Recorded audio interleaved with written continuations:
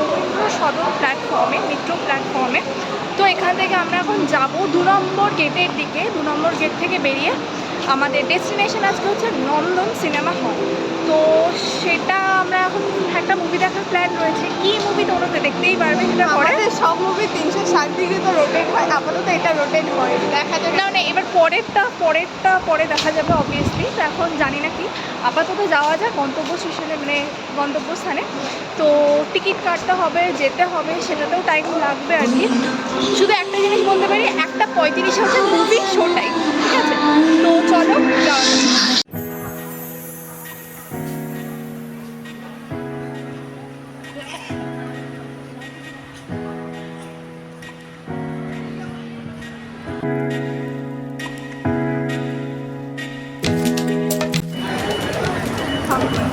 তো আমরা চলে এসেছি, উঠে পড়েছি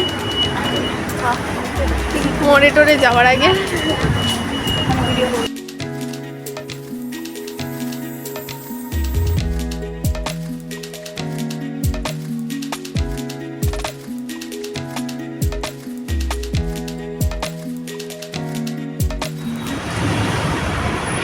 আসলে আমরা হচ্ছে 1 নম্বরে গান্ডু, আমরা ওদিক দিয়ে যাওয়ার সময় এদিকেরটা দেখতে পাইনি, তাই এখন আবার নন্দন।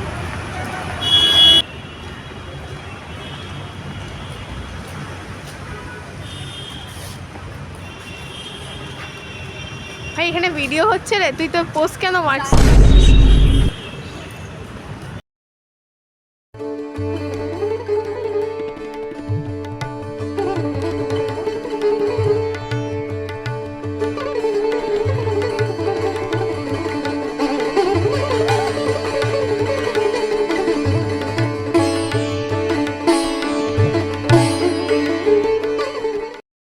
অন্যই দাঁড়িয়ে পড়েছে টিকিটের লাইনে, লম্বা লাইন পড়েছে টিকিটের জন্য।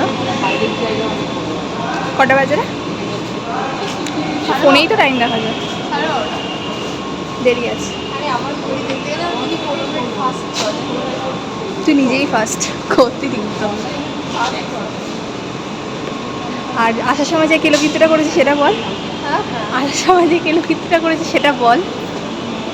এখন বলবো ঠিক আছে।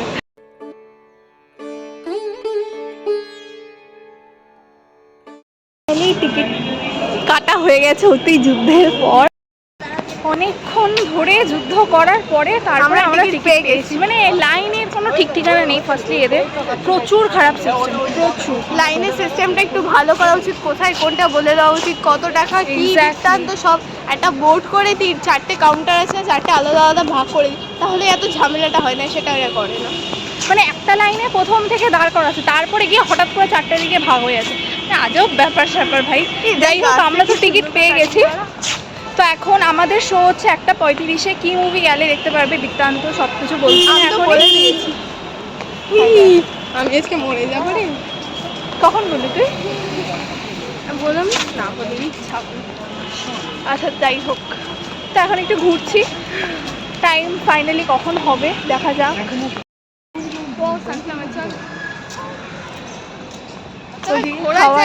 জায়গাটা খুব সুন্দর, হ্যাঁ এটা মানতেই হবে। ওই দিকটাতে চ, ওই দিকটাতে চ।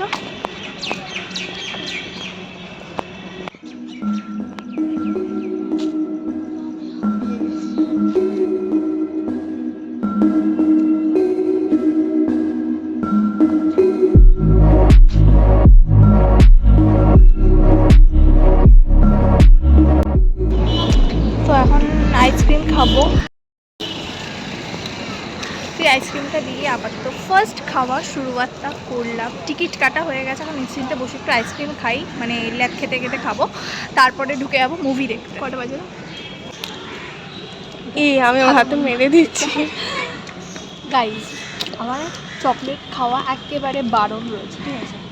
তা সত্ত্বেও এই চকোবার আইসক্রিমগুলো না একটা ছোটো বেলার থেকেই মানে একটা আলাদাই টান এই চকোবার আইসক্রিমের প্রতি। আর আমি ছোটবেলাতে খেতে পারতাম না, এখন এই মালটার সাথে বেরিয়ে আমি সব কিছু খাচ্ছি। মানে আমরা দুজন বেরিয়ে শরীরের উপর যে হারে অত্যাচার করি, মানে যেহেতু আমার ডক্টরই বারণ করে দিয়েছে আমাকে চকলেট কিছু খাওয়া বারণ, তো আমি দেদা আর আরামসে বাইরে বেরিয়ে চকোবার আইসক্রিম নিয়ে বসে পড়েছি। চকোবার আইসক্রিমের প্রতি একটা আলাদাই টান, মানে এটা একটা ম্যান্ডেটরি আইসক্রিম খেলে চকোবার আইসক্রিম ম্যান্ডেটরি, মানে লোয়েস্ট প্রাইসের মধ্যে। বাট যদি হাইয়েস্ট কিছু হয় ব্যাপারটা আলাদা, বাট লোয়েস্টের মধ্যে চকোবারের থেকে বেস্ট আর কিছু হয় না। তোমাদের কার কার চকোবার আইসক্রিম ফেভারিট ছিল অবশ্যই কমেন্ট করে জানিয়ে।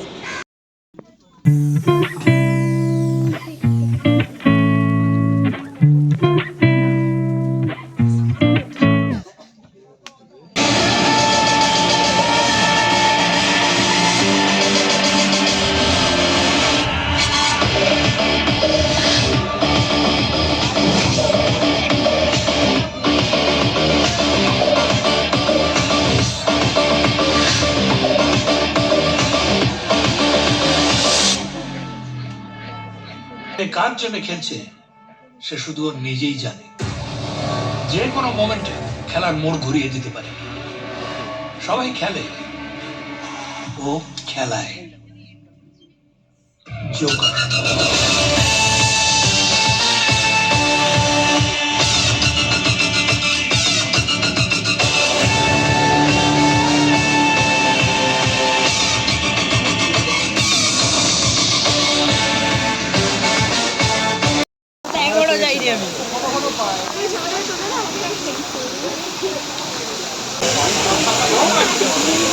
আমাদের হাল একদম পুরো বিজলির বড় হয়ে গেছে। এতক্ষণ রেসিং করতে অনবরত মানে 1:35 থেকে 4টে বাজে এতক্ষণ বসে বসে জমে গেছি। তো ফাইনালি বাইরে বেরিয়েছি, বাইরে বেরিয়ে মনে হলো পুরো আগুনের গোলার ভেতরে সোজা এন্ট্রি করলাম। তখন এখান থেকে সোজা আমরা বেরিয়ে যাবো, বাড়ির দিকে যাবো। এখন আপাতত কিছু খাওয়ার প্ল্যান নেই, দেখি ওখানে গিয়ে কিছু খিদে তো পাচ্ছে, তো ওখানে গিয়ে কিছু খাবো। আপাতত বাড়ির দিকে যাবো, একটু ঘুরবো। চলো।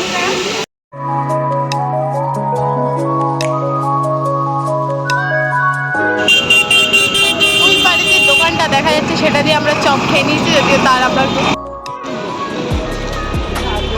যখন বাড়ি থেকে কোথাও করছে না, তো ভাবলাম এখানে অনেকদিন ধরে ভাবলাম চপ খাবো। তো এখানে দেখলাম চপের দোকান, তো আমি আর লোকে নিচ্ছি একটা একটা করে ভেজিটেবল চপ। এটাকে আমি খাবো, খেয়ে তারপরে যাবো বাড়িতে। আমি হচ্ছে এখান থেকে বিরিয়ানি নিয়ে যাবো।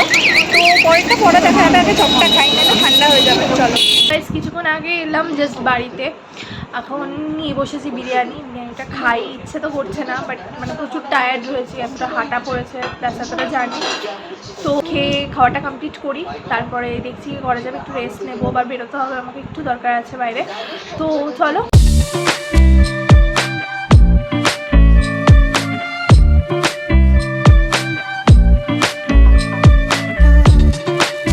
সো গাইস, ফাইনালি অনেকক্ষণ বাদে আমি একটু ছোট্ট করে একটা ন্যাপ নিয়েছিলাম, একটু রেস্ট নিয়ে। তারপরে সামনে আমাদের যেহেতু বিয়েবাড়ি আছে, তো তাই জন্য আলমারি খুলে আমি একটু শাড়ি সিলেকশন করতে গিয়ে হঠাৎ করে পেলাম মায়ের এই বিয়ের বেনারসিটা, যেটা মা রেখেছিল যত্ন করে এতদিন ধরে। তো ভাবলাম মায়ের বেনারসিটা পরবো। দেখো, এটা হচ্ছে আমার মায়ের বিয়ের বেনারসি। কাপড়টা এতদিন হয়ে গেছে, পুরো এখনও নতুনের মতো রয়েছে একেবারে। সত্যি সুন্দর কাপড়টার কালারটাও একটু রং ফেড হয়নি। আর বেনারসিটা খুবই মানে কমফোর্টেবল, খুব হালকা পাতলার মধ্যে, খুব ভালো একটা ডিজাইন করা, বেশ দারুণ কাপড়টা। তো আমার খুব দারুণ লেগেছিলো। তো যেহেতু এটার ব্লাউজ পিস কাটা আছে, বাট ব্লাউজ পিস করা নেই, আর আমার পরশু দিনকেই বিয়েবাড়ি, তো তাই জন্য আর কি এই কাপড়টা আমার পরা হবে না। অ্যানাদার আরেকটা রয়েছে, ওটাও বেনারসি, ওটাও দেখাবো। সেকেন্ড বেনারসিটা, এটা একটা সাদা বেনারসি, এটা আমার নয়, মানে আমার মায়েরও নয় আর কি। এটা আমার পাশের বাড়ির এক মামি আমাকে দিয়েছে, যেহেতু বিয়েবাড়ি যাবো, তো তাই জন্য মামি এটা পরতে দিয়েছে আমাকে। এই বেনারসিটা তো অসাধারণ দেখতে, জাস্ট তোমরা দেখতে পাচ্ছ। মানে পুরো বেনারসিটা হচ্ছে গিয়ে গোল্ডেন কালারের কাজ করা, আর এই জায়গাগুলো হচ্ছে গিয়ে পাটটা, মানে এটা হচ্ছে আঁচলের সাইডটা, এটা পুরো রয়েছে গোলাপি, মানে সুন্দর একটা মিষ্টি গোলাপি কালারের কাজ করা। দেখতে পেয়েছো? কতটা সুন্দর কাপড়টা।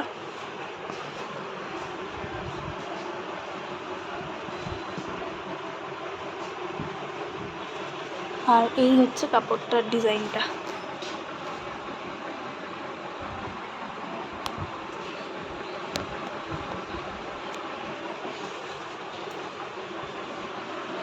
তো হঠাৎ করে পেলাম কাপড় দুটো, মানে কাপড় দুটো না সরি, মায়েরটা তো পেলাম, আর মামি ওই কাপড়টা সুন্দর কাপড়টা দিয়েছে বিয়েতে পরার জন্য আর কি। তো তাই জন্য ভাবলাম তোমাদেরকেও দেখাই একবার কাপড়টা।